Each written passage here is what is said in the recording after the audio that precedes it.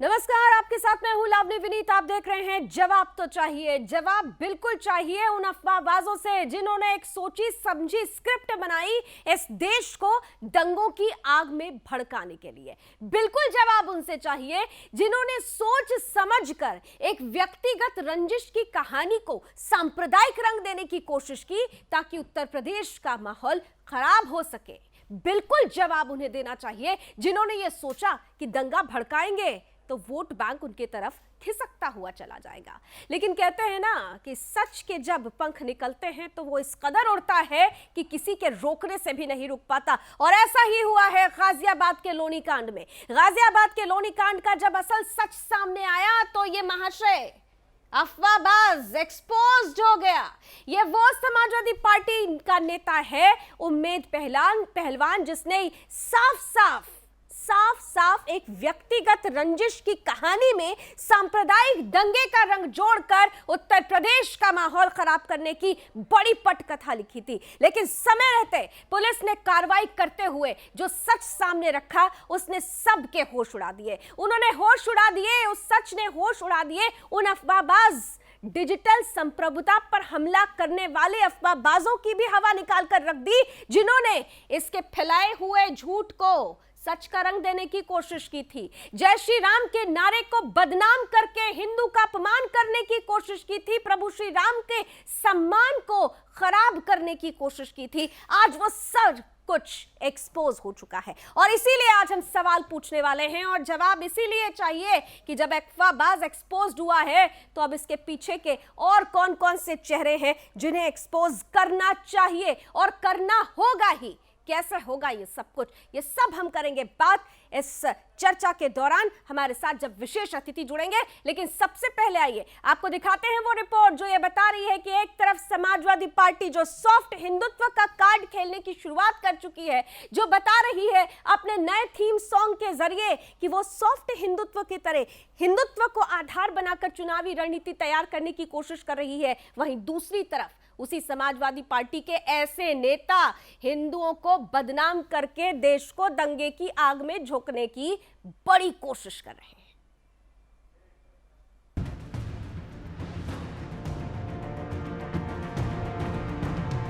बुरे फंसे उम्मेद पहलवान। चुनावों से पहले माहौल खराब करने की सपा की साजिश। सामने आया फेक मामले का सपा कनेक्शन। गाजियाबाद के दाढ़ी कांड में अब एक और नया मोड़ आ गया है। किस तरह से फेक न्यूज के माध्यम से सांप्रदायिक सौहार्द बिगाड़ने की कोशिश की गई ये तो आपने देखा ही। अब एक और नया खुलासा इस मामले में सामने आया है।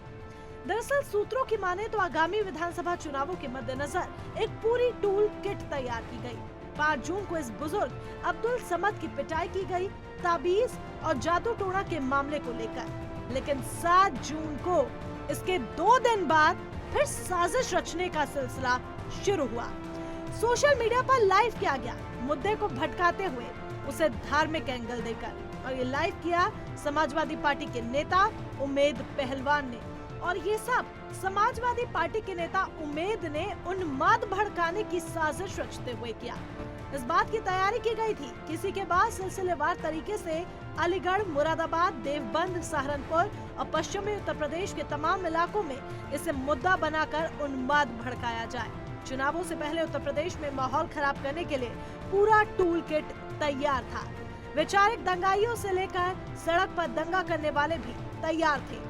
ये पूरी साजिश थी योगी सरकार को बदनाम करने की, क्योंकि यूपी में योगी का अगर कोई सबसे बड़ा प्रतिद्वंदी है तो वो है समाजवादी पार्टी के अध्यक्ष और पूर्व मुख्यमंत्री अखिलेश यादव। सोशल मीडिया के जरिए ये सब मकड़ जाल बुनने की साजिश रची गई। चूंकि मामला जय श्री राम बुलवाने का तो था ही नहीं, मामला तो ताबीज से जुड़ा था और इसका खुलासा खुद गिरफ्त में आए आरोपी ने किया। हालांकि इन सबके बीच सपा के उन्मादी नेता उम्मेद पहलवान ने कहा है कि उनका ऐसा कोई इरादा नहीं था, ये सब उनके खिलाफ एक साजिश है।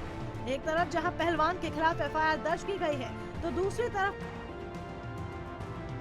उत्तर प्रदेश पुलिस ने Twitter ink, Twitter communication India, news मंच, द वायर, पत्रकार मोहम्मद जुबैर, राणा अयूब, लेखिका सबा नकवी के अलावा कांग्रेस नेता सलमान निजामी, मशकूर उस्मानी और शमा मोहम्मद के खिलाफ भी सोशल मीडिया पर वीडियो साझा करने के मामले में प्राथमिकी दर्ज की है। लेकिन यहाँ पर एक महत्वपूर्ण सवाल, सत्ता के लालच में नेता आखिर किस हद तक गिरेंगे कि वोट बैंक की खातिर प्रदेश की ही तस्वीर सुधारने की बजाय बिगाड़ने की साजिश रचेंगे। एक तरफ समाजवादी पार्टी के अध्यक्ष खुद को कृष्ण बता रहे हैं, लेकिन शायद ये भूल गए हैं कि कृष्ण ने धर्म की विजय के लिए महाभारत कराई। लेकिन यहाँ खुद को कृष्ण की भांति प्रस्तुत कर रहे अखिलेश प्रदेश को ही धर्मों में बांट रहे हैं।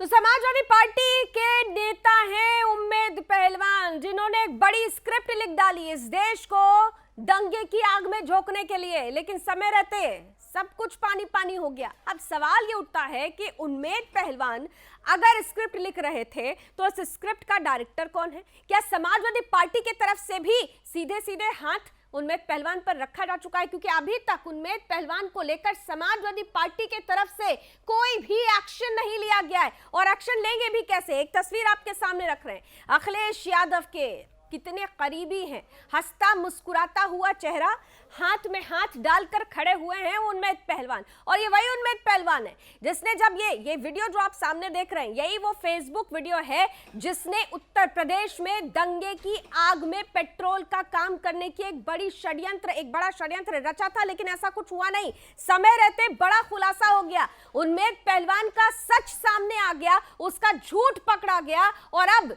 सवाल समाजवादी पार्टी के मुखिया से भी पूछा जाएगा कि क्या उनकी पार्टी में ऐसे चाल चरित्र वाले नेता हैं जो सीधे सीधे उत्तर प्रदेश को दंगों की आग में झोंकने की स्क्रिप्ट लिख रहे हैं?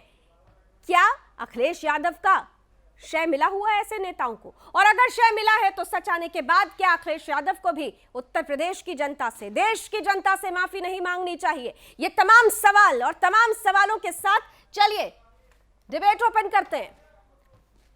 कुछ विशेष अतिथि हमारे साथ जुड़ चुके हैं इस वक्त। आइए जरा पैनलिस्ट को स्क्रीन पर लेकर आइए। तो स्वागत करती हूं, मेरे साथ इस वक्त बीजेपी का पक्ष रखने के लिए जुड़ रहे हैं बीजेपी विधायक नंद किशोर गुर्जर जी, बहुत बहुत स्वागत। हमारे साथ इस वक्त नजर आ रहे हैं वरिष्ठ पत्रकार रमेश ठाकुर जी, आपका भी बहुत बहुत स्वागत। मैं नंद किशोर जी आपके साथ शुरुआत कर रही हूँ जी, और साथ ही साथ इकबाल अहमद साहब भी हमारे साथ जुड़ चुके हैं, कांग्रेस का पक्ष रखेंगे। इकबाल साहब आपका भी बहुत बहुत स्वागत करती हूँ, लेकिन मैं शुरुआत नंद किशोर जी आपके साथ करना चाहती हूँ। बड़ा महत्वपूर्ण सवाल है ये, ऐसे समय में जब हम लगातार देख रहे हैं कि उत्तर प्रदेश का चुनाव आया ही अभी नहीं है, दस्तक दे रहा है, लेकिन एक के बाद एक घटनाएं, पहले अलीगढ़ की घटना सामने आई, अब गाजियाबाद की कहानी भी सामने आ गई है। इतना बल मिल रहा है, किसको जिम्मेदार मानते हैं आप? देखिए, जिस तरह से राहुल गांधी ने ट्वीट किया, उसको केवल सांप्रदायिक रंग देने का काम किया, जबकि इस घटना में मुस्लिम युवक भी थे। केवल राम भक्तों पे ये कहते हुए कि राम भक्त जो है ऐसा कर रहे हैं, एक तरफा प्यारबाजी की भड़काने के लिए था, क्योंकि कोई मैसेज चला जाए कि हिंदू मुसलमानों पर अत्याचार कर रहे हैं, जिससे हिंदू मुस्लिम दंगा भड़काया जा सके। जबकि पुलिस ने तुरंत त्वरित कार्रवाई करते हुए इस वीडियो के वायरल होने से पहले उन सब आरोपियों को जेल भेज दिया था। और उसके बाद इनका ट्वीट आता है, ट्वीट आने के बाद केवल राम भक्तों के लिए कहना, जिससे कि हिंदू और मुसलमान के अंदर दीवार खड़ी करने का काम हुआ है। इन्हें मोहम्मद साहब के भक्तों के लिए भी बोलना चाहिए था कि उनके अनुयायी ऐसा नहीं कर सकते। तो केवल हिंदुओं को टारगेट किया गया और सांप्रदायिक दंगा भड़काने के लिए जिस तरह से इन्होंने जहर घोला है, हमने रासुका की मांग की है इनके ऊपर कि रासुका लगाई जाए, कानून से कोई बड़ा नहीं है। ओवैसी जैसा एक छोटी मानसिकता का व्यक्ति कुछ भी बोल सकता है, लेकिन राहुल गांधी की पार्टी ने देश पर राज किया है। अगर इस सोच के उस पार्टी के राष्ट्रीय अध्यक्ष हैं तो उन पर रासुका लगनी चाहिए, उन्हें गिरफ्तार किया जाए, क्योंकि पुलिस ने इतना शानदार काम किया था, तुरंत कार्रवाई की। और मौलवी ने कहा है कि पुलिस ने बहुत अच्छा काम किया है, मुझे न्याय मिला है। उसके बाद ये लोग बुलंदशहर जाते हैं और उन्हें जाकर के बयान बदलवा करके कहते हैं कि मुझसे जय श्री राम बुलवाया गया, जबकि ऐसी कोई घटना नहीं थी और मौलवी को प्री प्लान करके फिर गायब कर दिया गया। तो ये सारे जो लोग हैं इस षड्यंत्र के पीछे, ये जो घटना हुई है, उन सबको जांच करने के बाद इनके ऊपर रासुका लगाई जाए, गिरफ्तार किया जाए, देश से बड़ा कोई नहीं है। गिरफ्तार हो रहे हैं धीरे धीरे और रासुका लगना चाहिए, आप ये मांग कर रहे हैं, लेकिन उम्मेद पहलवान भागे भागे फिर रहे हैं, सामने तो आ नहीं रहे, लेकिन जो चंद बयानात जो मीडिया में उमड़ घुमड़ कर रहे हैं, जो हमारे न्यूज चैनल की भी बात हुई है उनसे, वो भी हम आपके सामने अब रखेंगे ही। लेकिन उससे पहले मैं आपको बता दूं कि उनके तरफ के जो बयान आ रहे हैं वो कह रहे हैं कि मुझे फंसाने की कोशिश की जा रही है, बीजेपी पर ही वो आरोप लगा दे रहे। नंदकिशोर जी, नहीं, बीजेपी पे आरोप लगा दे रहे हैं तो इससे मतलब नहीं है ना, ये तो पुलिस जांच कर रही है। उन्होंने वीडियो वायरल किया और बिना वजह कहा गया कि दाढ़ी काटी गई और केवल हिंदू थे, जबकि जो गिरफ्तार किए गए हैं वो मुस्लिम भी थे। तो जब मामला समाप्त हो गया था उसके बाद वीडियो वायरल किया गया। और राहुल गांधी जी का मेरा कहना यह है, उम्मेद पहलवान को इस हैसियत नहीं है। मेन बात है राहुल गांधी जी की। राहुल गांधी, हम ओवैसी की बात नहीं कर रहे, इन पर तो रासुका लगनी चाहिए जो तमाम लोग हैं, लेकिन राहुल गांधी ने केवल हिंदुओं को, राम भक्तों को जो जिस तरह से हमला किया और ये सिद्ध करने की कोशिश की कि हिंदुओं ने ये किया है, जिससे हिंदू मुस्लिम के बीच इस घटना को लेकर के एक बवाल और दंगा हो जाए और देश को सांप्रदायिक दंगे की आग में झोंका जा सके और मुसलमानों को अपने पक्ष में किया जाए, जबकि मुस्लिम भी उसमें थे। ठीक है, लेकिन उम्मेद पहलवान समाजवादी पार्टी का नेता बताया जा रहा है। नंदकिशोर जी, समाजवादी पार्टी का नेता बताया जा रहा है उम्मेद पहलवान, जो समाजवादी पार्टी का नेता है, और वो तस्वीरें भी हम सामने रख रहे हैं अखिलेश यादव के साथ किस तरह मित्रवत रखते हुए नजर आ रहे हैं उम्मेद पहलवान, वो भी हम दिखा रहे हैं। समाजवादी पार्टी को क्या इस पूरी स्क्रिप्ट का डायरेक्टर मानते हैं आप? देखिए, इस स्क्रिप्ट में सबसे पहले तो राहुल गांधी कांग्रेस है, उसके बाद ओवैसी की पार्टी आई, फिर अब समाजवादी पार्टी बीच में कूदी है। तो इन सभी पार्टियों को केवल मुस्लिम वोट चाहिए, इनको मेरे पक्ष में आ जाए, मेरे में देश कहीं जाए। इकबाल तो सब दंगा करा करके अपने आप को बहुत बड़ा मुस्लिमों का देश से कुछ लेना देना नहीं, वोट चाहिए। इस घटना को पुलिस ने वोट बैंक के लिए कुछ भी करेगा, उसका झूठ को भी ब्लू टिक दे देगा, का काम किया है। यही एक कहानी कर रहे थे क्या राहुल गांधी? वो कहते हैं ना, वोट के लिए कुछ भी करूंगा, साथ लेके नहीं चले ना। अगर आप कह रहे हैं सारे समाज को, सारे देश को, सब लोगों को साथ लेकर चले, हिंदुओं को लेकर कहां चले? आपका ट्वीट, मैं एक मिनट नंदकिशोर जी, एक सेकेंड। इकबाल साहब, ये मैं मानने को तैयार नहीं कि श्री राम के सच्चे भक्त ऐसा कर सकते हैं। ऐसी क्रूरता मानवता से कोसों दूर है। समाज और धर्म के दोनों के लिए ही शर्मनाक है। राहुल गांधी का ये ट्वीट था, और राहुल गांधी ने जब सच सामने आ गया तो एक्सेप्ट नहीं किया कि गलती हो गई। मैंने ये ट्वीट इसलिए किया क्योंकि मुझे पता नहीं था, या पता था जानबूझ के कर रहे थे ये। राहुल गांधी से बड़ा हिंदू कौन हो सकता है? ब्राह्मण वो है, और सबसे बड़ी चीज है कि भगवान राम को मानने वाले वो हैं, भगवान शंकर को मानने वाले वो हैं। भगवान राम के ऊपर हमला करेंगे, उनसे बड़ा हिंदू कौन हो सकता है? नहीं, भगवान राम पे हमला किया गया, या बीजेपी मुसलमान थे, उनके कौन है, मुसलमान कौन है? अगर वो ये मानते तो मोहम्मद साहब के अनुयायी ऐसा नहीं कर सकते। ऐसा क्यों किया? तो ये उनके लिए नहीं लिख सकते, केवल हिंदुओं के लिए। जहाँ तक ये मामला गाजियाबाद का आया है, इसमें तो जांच होनी चाहिए। जांच में जो पाया जाए दोषी, उसको सजा मिलनी चाहिए। जांच हो रही है, जांच के बाद ही तो सच सामने आ रहा है ना इकबाल साहब। जांच के बाद ही तो सच सामने आया, तभी तो कह रही हूँ कि अब जब सच सामने आ रहा है तो क्या राहुल गांधी को सॉरी नहीं बोलना चाहिए देश के सामने, जो उन्होंने करने की कोशिश की? उनके एक ट्वीट से देश में दंगे भड़क सकते थे, उत्तर प्रदेश एक बार फिर से दंगों की आग में झुलस सकता था, और आप कह रहे हैं कि सबसे बड़ा हिंदू। अरे उन्होंने तो श्री राम के अस्तित्व पर सवाल खड़े कर दिए थे। कैसा हिंदू? वो हिंदू हो ही नहीं सकता जो प्रभु श्री राम के अस्तित्व पर सवाल खड़े कर दे। विनीत जी, सबसे बड़ी बात है कि 24 घंटे में कौन सी जांच आ गई या जांच सामने आ गई? इसमें जांच मजिस्ट्रेट की जांच होगी, इसमें तब जाके आदमी सामने आएगा क्या सच है क्या गलत है। अभी हम फैसला कैसे दे सकते हैं, या कोई फैसला क्या दे सकता है, या आप फैसला कैसे दे सकती है? प्रत्यक्ष को प्रमाण नहीं, ये तो तुरंत 6 घंटे में पकड़े गए मुजरिम, इसने तो 6 घंटे पकड़ लिए, जरूरत नहीं होती, प्रमाण तथ्य सच है, कुछ जानते हैं नहीं जानते। साजिश थी, ये तो कोई तमाम ऐसी चीजें हैं। जैसे उनके बेटे का एक बयान आया है कि पुलिस गलत बोल रही है, तो पुलिस गलत बोल रही है, बेटा गलत बोल रहा, बाप गलत बोल रहा, बोल कौन रहा है? वो तो बार बार बयान बदल रहे हैं। यही पर तो झोल है साहब, यही पर पेच है कि बयान बार बार बदले जा रहे हैं। आप लोग बयान को सही तरीके से या तो सुन नहीं रहे हैं, या तो कांग्रेस की जो सिलेक्टिविज्म करने वाली जो आदत है, सिलेक्ट पॉलिटिक्स, वो करने की आप कोशिश कर रहे हैं। चलिए, नंदकिशोर जी और इकबाल अहमद साहब को आमने सामने लेकर आएंगे, लेकिन उससे पहले क्योंकि रमेश ठाकुर जी भी हमारे साथ जुड़े हुए हैं, वरिष्ठ पत्रकार भी हैं और राजनीतिक विश्लेषक भी हैं। नहीं लगता रमेश जी आपको डिजिटल संप्रभुता का हनन हुआ है? डिजिटल संप्रभुता का अधिकार, उस अधिकार को किस तरीके से ताक पर रख दिया गया? कानून मंत्री दम भर रहे हैं ना, डिजिटल संप्रभुता से अगर कोई खिलवाड़ करेगा तो छोड़ा नहीं जाएगा। यहां तो एक के बाद एक ऐसे वीडियोस आ रहे हैं जो डिजिटल संप्रभुता का उल्लंघन कर रहे हैं। और गाजियाबाद तो एक उदाहरण मात्र है, ऐसी लंबी फहरिस्त है। देखिए लावनी जी, मुझे लग रहा है ये दुरुपयोग जो इस बार डिजिटल का हुआ है, कोई पहली बार नहीं हुआ, कोई पहली मर्तबा नहीं हुआ, ये हमेशा से होता आया है।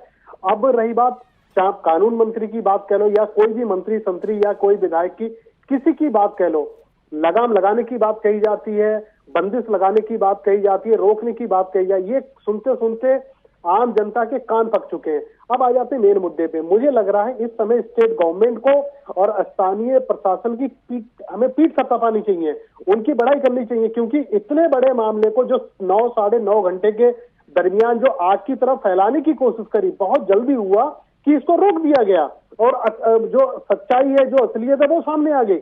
वरना खुदा न खास्ता अगर 2-4 दिन अगर इसमें हो जाता है पूरे वायरल को, तो बहुत सारी चीजें हो जाती, दंगा भी भड़क सकता था, बहुत कुछ हो सकता था।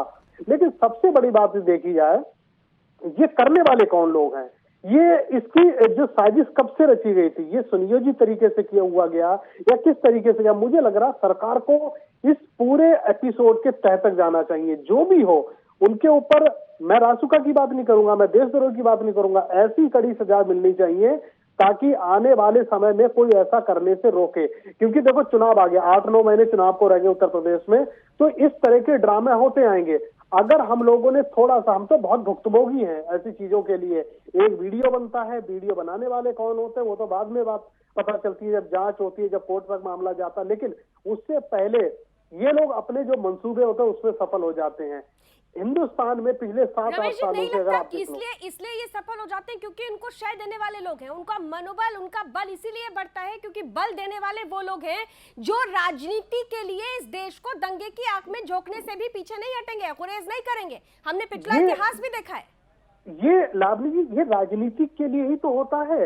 लोगों की, कुछ लोगों की राजनीति बिल्कुल धरातल पे जा चुकी है। चुनाव आना है, उसमें दमखम दिखाना है, अपने को सरकार बनानी है नहीं बनानी, ये सारा चुनाव को लेके ही होता है। चुनाव में हम क्या परफॉर्म कर पाएंगे, एक विशेष वर्ग को हम कैसे खुश कर पाएंगे, दूसरे वर्ग को कैसे अपने साथ जोड़ पाएंगे, ये सारा जो खाका है चुनाव को लेके ही बनता है। चुनाव आ गए करीब, इस तरह के ड्रामे होने शुरू हो जाएंगे। जब चुनाव शांत हो जाएंगे, 1 साल तक ऐसा कुछ नहीं होगा। दूसरे साल के बाद में सरकार के ऊपर जब कुछ अपने मिस मैनेजमेंट को लेके कोई आवाज उठने लगेंगी, तो इस तरह की उनको आवाज को दबाने के लिए ये सारी किए जाते। मुझे लग रहा है सरकार की अपनी विफलता को छिपाने के लिए या सरकार को और कुछ करने के लिए या विपक्षी पार्टी को अपनी राजनीति चमकाने के लिए ये बहुत बड़ा हथियार बन गया। लेकिन यही तो अफसोस है कि राजनीति से बड़ी राष्ट्रनीति होती है जो इन नेताओं को समझ में नहीं आता और इसी का फायदा ऐसे उन्मादी, ऐसे ही उम्मीद उठा लेते हैं। हम ब्रेक लेने से पहले जरा वो ऑडियो सुनाना चाहेंगे आपको। उम्मेद पहलवान, समाजवादी पार्टी नेता, हमने इन्वाइट किया कि हमारे मंच पर आइए, जो भी आप अपने मन की बात रखना चाहते हैं आप रखिए। कह रहे हैं कि झूठे आरोप लगे हुए हैं, तो हमने कहा आप मंच पर आइए। वो हमारे मंच पर आने से कतरा रहे थे, लेकिन हम उस ऑडियो के हिस्से को आपको सुनाना चाहते हैं जहां पर उम्मेद पहलवान ने थोड़ी अपनी सफाई देने की कोशिश की है। उम्मेद पहलवान, जिनका झूठ अब पकड़ा जा रहा है, उम्मेद पहलवान समाजवादी पार्टी नेता। देखिए, जब मेरे सहयोगी ने उम्मेद पहलवान से बात की तो क्या कुछ कहा उन्होंने। मैं तो इस टाइम आम आदमी बनके मैं लड़ाई कर रहा हूँ। अच्छा, तो नहीं सर, समाजवादी पार्टी से और किसी को नहीं लिया सर?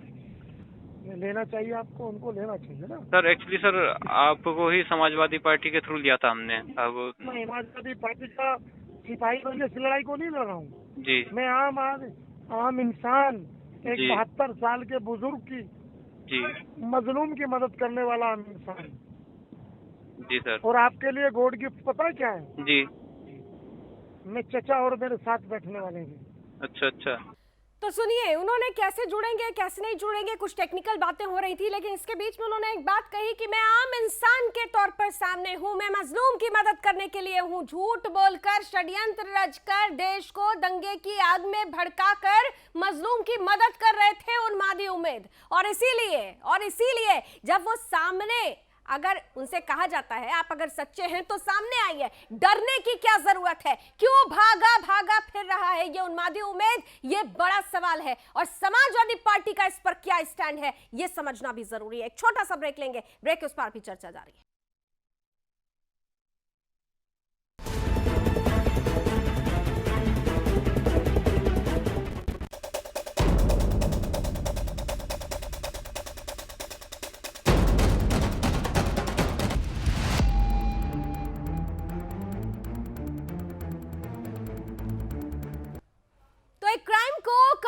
रंग देकर सीधे सीधे इस देश में एक बार फिर से दंगे की आग लगाने की कोशिश की जा रही थी। एक बड़ा षड्यंत्र रचा जा रहा था और उस षड्यंत्र का आधार बन रहे थे वो अफवाहबाज जिनको सिर्फ मौका चाहिए। उन्हें मौका चाहिए सरकार के लिए आग लगाने के लिए, लेकिन साथ साथ सरकार के साथ साथ वो देश को भी दंगों की आग में झोंकने से बाज नहीं आते। और ऐसा ही कुछ हो रहा है हमारे देश में। हालांकि अब ये सारे के सारे अफवाहबाज धीरे धीरे एक्सपोज हो रहे हैं, लेकिन हमें क्या करने की जरूरत है, सरकार को क्या करने की जरूरत है? क्या मात्र एफआईआर करा देने से ऐसे अफवाहबाजों पर रोक लग जाएगी, लगाम लग जाएगी, या कुछ दिनों के लिए ठंडे पड़ जाएंगे और फिर ठंडे बस्ते से निकलेंगे और ऐसे ही आग लगाने की कोशिश करेंगे? नंदकिशोर गुर्जर जी हमारे साथ लगातार जुड़े हुए हैं और साथ ही साथ हमारे साथ रमेश ठाकुर जी भी बने हुए हैं।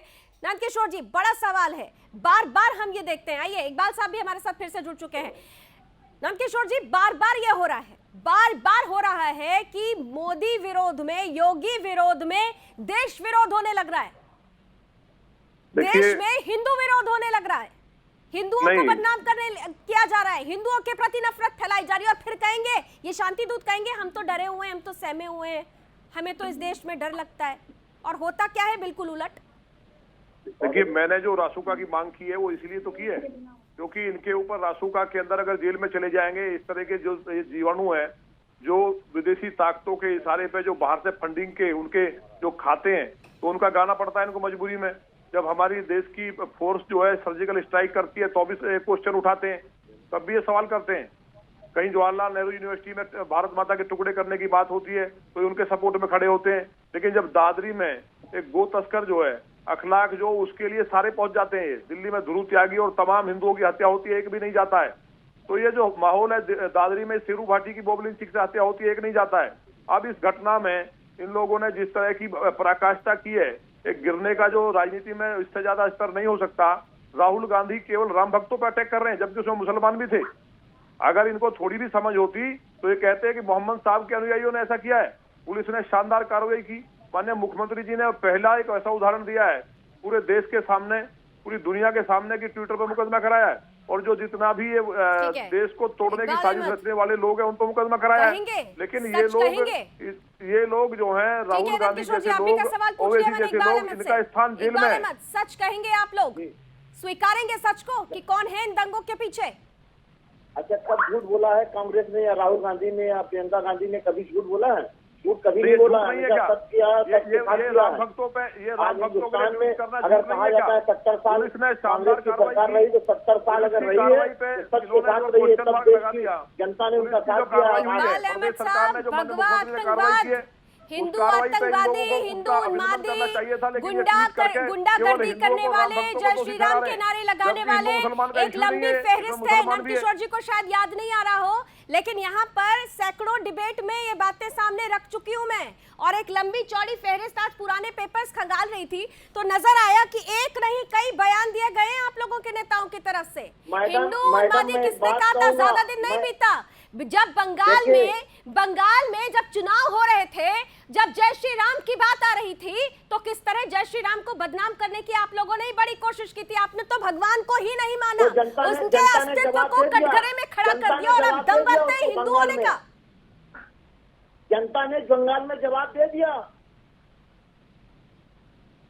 नहीं, जनता ने जवाब दे दिया, आपकी पार्टी समाप्त होगी, आपकी पार्टी की सीट ही नहीं आई, तो जवाब दे तो दिया आपको जनता ने।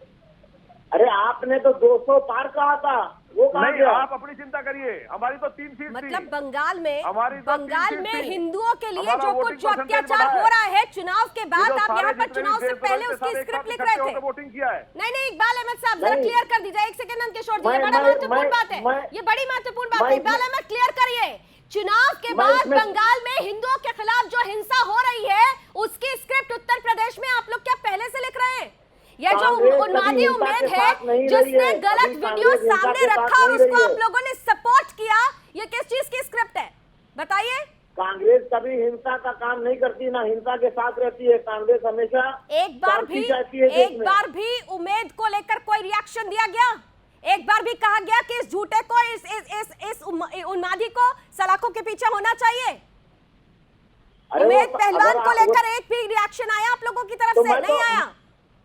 नहीं, मैं तो कह रहा हूँ कि समाजवादी पार्टी चाहे वैसी, ये सारे लोग यही काम ही करते हैं, हिंदू सर, मुसलमान का बांट के वोट पाते वो हैं। काम कर रहे हैं, दिख रहा है। आप भी तो कौन सा पीछे रह गए हैं, आप भी तो वही काम कर रहे हैं। आपके नहीं, प्रणेता तो कांग्रेस सपोर्ट ने कर रहे हैं कभी ट्वीट नहीं- के जरिए। कांग्रेस ने आपके कभी प्रणेता हिंसा तो की बात बदनाम नहीं कर की रहे हैं है, उत्तर देश प्रदेश को की जोड़ने सरकार की को, बात देश की की है। सरकार नहीं, को, मलियाना देश के को, अंदर- हिंदू को, हिंदुत्व को, राष्ट्रवाद को सबको बदनाम कर रहे हैं। मानिए, कांग्रेस पार्टी हमेशा देश को जोड़ने का काम की है, कभी सांप्रदायिकता की बात नहीं की है।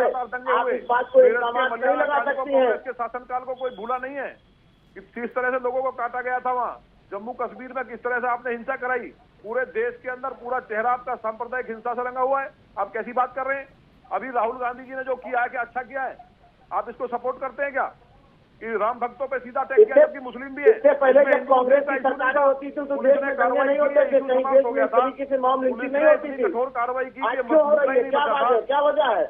पुलिस ने कार्रवाई की ना, इस पर भी विचार और सोचना चाहिए, क्यों ऐसा हो केवल रहा है? राम भक्तों के लिए ऐसा जो बोला गया। ऐसी कौन सी चीज रमेश होती है ठाकुर जी, जो मुझे लगता है अब आपको आना चाहिए, क्योंकि शायद इकबाल अहमद साहब इतिहास भूल चुके हैं। अगर मैंने बताना शुरू किया तो मुझे शायद बीजेपी का स्पोक पर्सन बता देंगे, लेकिन क्योंकि आप राजनीतिक विश्लेषक हैं, ठीक है, ठीक है इकबाल साहब, जरा रमेश ठाकुर जी को सुन लीजिए, जरा इतिहास याद दिला दीजिए रमेश ठाकुर जी इकबाल अहमद को कि दंगों की स्क्रिप्ट कब से शुरू हुई, किसने लिखी और कहां तक पहुंचाई, याद दिला दीजिए जरा। देखिए लावनी जी, इतिहास बहुत डरावना है और बहुत गंदा है, वो कोई नहीं सुन पाएगा और कोई पार्टी ऐसी नहीं है जो इसे छूती रही हो। ठीक है, एक पार्टी ने ज्यादा करा, दूसरी पार्टी ने कम करा, लेकिन कमोवेश अगर देखा जाए तो आस्तीन के सांप कोई ऐसी पार्टी दूध की धुली हुई नहीं है जिस पार्टी में ये आस्तीन के सांप ना हो। नहीं सर, थोड़ा सा क्लियर करके बोलते हैं, ठीक है, आप शब्दों की कुछ सीमाएं आप मर्यादा रख रहे हैं, लेकिन सच बोलने में कुछ डर नहीं होना चाहिए। इस देश में कई ऐसे दंगे हुए, 1984 में क्या हुआ, कौन रिस्पॉन्सिबल था? कश्मीरी पंडितों के साथ क्या हुआ, कौन रिस्पॉन्सिबल था? बिहार के दंगे क्यों हुए, कौन रिस्पॉन्सिबल था? उत्तर प्रदेश में दंगे क्यों हुए, किसने सपोर्ट किया? एक नहीं सर, लाखों निकल आएंगे ऐसे केस पीछे, अगर हम दशकों की बात कर ले, इतिहास के पन्ने उलट दे तो। लावनी जी, ये तो बहुत बड़े बड़े दंगे हैं, जो किसने करा, किसने करवाया, ये तो सारे उंगलियों पे रखे हुए सब जानते हैं। लेकिन उसको छोड़िए, जो छोटे छोटे दंगे होते हैं, तो एक आपस में लड़ाने की बात करी जाती है, सुनियोजित तरीके से वीडियो फैला दिया जाता है जिससे दो धर्मों में आग फैलाई जाती है, ये तो ताजी घटना है, ये तो ज्यादा पुरानी नहीं है। ये हर किस्तों में 1 महीने बाद, 4 महीने बाद, 8 महीने बाद होती रहती है, इनको रुकना चाहिए। लेकिन सबसे बड़ी बात, एक बार तस्वीर इस केस में ये हमें देखने को मिली है कि कहानी ट्विटर तक पहुंच गई। मुझे लग रहा है किसी हुकूमत ने, चाहे सेंट्रल गवर्नमेंट हो कि स्टेट हो, कि उसकी नब्ज नहीं पड़ी, उसकी गर्दन नहीं पकड़ी जहां से ये बात फैलती है। आज ट्विटर को तलब कर दिया गया है। अभी थोड़ी देर पहले यहाँ गुरुगांव में जो इनका ट्विटर का जो दफ्तर है उसको नोटिस करा गया है उत्तर प्रदेश सरकार की तरफ से और प्रशासन की तरफ से। अगर ये चीजें पहले होती रही होती, सोशल मीडिया का जो जंजाल जो फैला पड़ा हो, चाहे ट्विटर का हो चाहे फेसबुक का हो, अगर इन चीजों पे अगर अंकुश लग जाए, मुझे लग रहा है ये सारी चीजें बहुत ज्यादा कहीं हद तक इसमें अंकुश लगा जाएगा। लेकिन नहीं, कोई नहीं कर पाता। इसमें लोगों को फायदा है, सरकारों को फायदा है, वोट बैंक का एक बड़ा एक रेशो इनके पास आता है। सारी चीजें, मुझे लग रहा है इन चीजों पे ध्यान देना चाहिए और ऐसी चीजें होनी नहीं चाहिए। चलिए, आपने कहा ऐसी चीजें होनी नहीं चाहिए, लेकिन इकबाल अहमद साहब, ऐसी चीजें हो रही हैं, होती आई हैं, अभी भी हो रही हैं। सवाल यह है कि इसका आधार जहां से तय होता है, उस आधार को कमजोर करने की जरूरत है, लेकिन कमजोर करेंगे कैसे? यहाँ तो विपक्ष की लोकतंत्र में जो महत्वपूर्ण भूमिका होनी चाहिए, वो भूमिका आप लोग भूल चुके हैं। गुलाम नबी आजाद साहब ने सदन में खड़े होकर अपने विदाई के समय में कहा था कि हिंदुस्तान मुसलमानों के लिए जन्नत है, लेकिन कांग्रेस के प्रणेताओं को, सोनिया गांधी को, राहुल गांधी को, प्रियंका गांधी को यह नजर नहीं आता। आप सभी लोगों को यह नजर नहीं आता। तो क्या गुलाम नबी आजाद साहब सदन में खड़े होकर झूठ बोल रहे थे? इकबाल अहमद साहब, आपको इस बात को तो मानना पड़ा ना। आप बोल रहे, गुलाम नबी आजाद साहब ने सदन में कहा था कि हिंदुस्तान जन्नत है मुसलमानों के लिए। उन्होंने कहा था ना, आप भी तो स्वीकार करिए, उनकी बात तो मैं आपको याद दिला रही हूँ। यहाँ तो आप लोग ये कहते फिरते हैं कि मुसलमान डरा हुआ है, वो इंटॉलरेंस की परिस्थिति उसके लिए बन रही है, यहाँ हिंदू निशाना बना रहे हैं अल्पसंख्यकों को, जबकि 9 राज्यों में हिंदू ही अल्पसंख्यक हो गए। इकबाल जी, लावनी सिर्फ इम्प्लीमेंटेशन की बात कर रही है, वो अपनाने की बात कर रही है, कोई अपना ही नहीं रहा। ये जान कुर्बान है और कुर्बानी दी है लोगों ने, हमारे पूर्वजों ने कुर्बानी दी है हिंदुस्तान के लिए, और मैं भी खड़ा हूँ, जहाँ जरूरत पड़ेगी हम कुर्बानी देने के लिए खड़े हैं। सर जिस कुर्बानी का आप लोग लेकिन हवाला इकबाल बार जी बार इस देते पार्टी हैं को ना, छोड़ देंगे ऐसा हमें उम्मीद जिस है। कुर्बानी का कुर्बानी की नंदकिशोर जी जरूरत ये नहीं है, लोग जो हवाला विचारधारा बार को बार छोड़ देते देना चाहिए, हैं, जो राष्ट्र के उस खिलाफ है। कुर्बानी का हवाला दे देकर देश में हिंदुओं के साथ क्या हुआ, देश में क्या कुछ हुआ, जब जब हिंदू घटा तब तब देश बटा, जहां जहां हिंदू घटा वहां वहां देश बटा। ये कहानी भूल जाते हैं, बस कुर्बानी का हवाला देते हैं। नंदकिशोर जी देखिए, अब वो इस बात को मान चुके हैं, उनके पास कोई जवाब नहीं है और ये भी मानते हैं कि राहुल गांधी ने गलत किया है। वो एक समझदार व्यक्ति हैं इकबाल जी, और उन्हें मुझे उम्मीद है कि वो जरूर पत्र लिखेंगे राहुल गांधी के लिए कि भगवान उन्हें सद्बुद्धि दे और उस पार्टी को छोड़ करके और वो कम से कम समाज का अच्छा काम करेंगे। राहुल गांधी ने जो किया उसको माफ नहीं किया जा सकता, कोई माफ नहीं कर सकता। जिस तरह से उन्होंने एक तरफा हिंदुओं को ट्वीट करके उनको दोषी ठहराया, देखिए मैडम, उत्तर प्रदेश में चुनाव है, अब वो तो अब राहुल गांधी को पार्टी छोड़ करके अभी वो चुनाव सही को बात लड़ने को की कहेंगे, कोशिश की जा रही है, वो हिंदू मजबूर है मुसलमान और को वो बांटने कह की नहीं पा कोशिश की जा रही रहे। है। आप लोग उनकी और मनोस्थिति को समाजवादी समझिए। पार्टी यही काम जिस तरह करती है, से वैसे यही समाजवादी काम पार्टी करते हैं। कांग्रेस ने राहुल मिलकर गांधी के को मौलवी की जबरदस्ती घटना खींचा जा को रहा है। जिस तरह से वीडियो वायरल करके लाइव आकर के देश में दंगे कराने की साजिश की है, ये बहुत शर्मनाक है और इसके लिए माफी मांगने से काम नहीं चलेगा।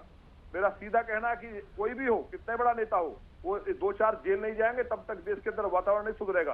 ये जहाँ देश के टुकड़े करने की बात होती है, खड़े हो जाएंगे। आपका दादरी प्रधानमंत्री में है, आपका मुख्यमंत्री है, तो आप जेल राहुल गांधी को भेज दीजिए। वो हत्यारा मारा जाता है तो सारे पहुंचते हैं, और वहीं शेरू भाटी को घेर करके मुसलमान मारते, एक नहीं जाता। दिल्ली में ध्रुव त्यागी को मारा जाता है तो कहीं केजरीवाल को नहीं दिखता है। ये सारी घटनाएं जो हो रही हैं एक प्लानिंग के तहत हैं, इसलिए इकबाल जी तो चाहते हैं कि हम लोग कांग्रेस को छोड़ दें, उनकी मंशा से मुझे लग रहा है, और उन्होंने मान लिया कि राहुल गांधी दोषी हैं, उनको जेल भेजा जाए, रासुका के तहत कार्रवाई हो। इकबाल अहमद जी मैडम, मैं ये कहना चाहता हूँ कि अगर राहुल गांधी ने गलत कहा है, आपको ये लोगों को लगता है बीजेपी वालों को, तो बीजेपी की सरकार दोनों जगह है, केंद्र में भी है, यूपी में भी है। आप जेल भेज दीजिए। नहीं, जेल जाएंगे वो, जेल तो जाएंगे। आप जेल भेजिए, आपकी पुलिस है, आपका सब कुछ है। आप मानते हैं ना जेल जाना चाहिए, आप भी तो मानते हैं ना कि आप जेल भेज दीजिए। अगर उन्होंने गलत किया, आप FIR करिए, जेल भेज दीजिए।